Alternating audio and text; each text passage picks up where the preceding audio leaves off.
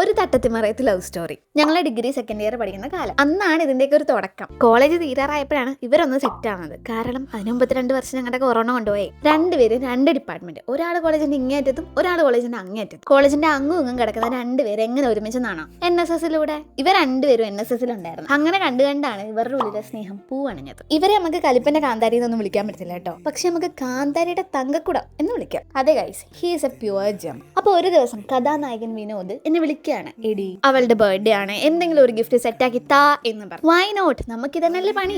ഒരൊറ്റ കാര്യം എടുത്തു പറഞ്ഞോളൂ, വീഡിയോ വേണം, അതും വോയിസ് ഓവർ നിർബന്ധം. ഇത് നമ്മൾ സെറ്റ് ചെയ്ത് കൊടുത്തിട്ട് കുറച്ച് ദിവസമായി. പക്ഷെ എന്റെ ചെറിയ ചെറിയ മടികൾ കാരണം വീഡിയോ കുറച്ച് ലാഗായി പോയി. അപ്പൊ ഇതാണ് നമ്മുടെ ഐഷയ്ക്ക് വേണ്ടിയിട്ടുള്ള വിനോദിന്റെ ബർത്ത്ഡേ ഗിഫ്റ്റ്.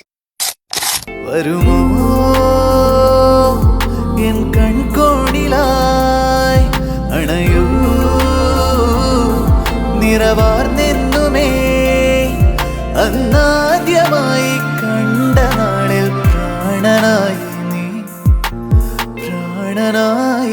നീ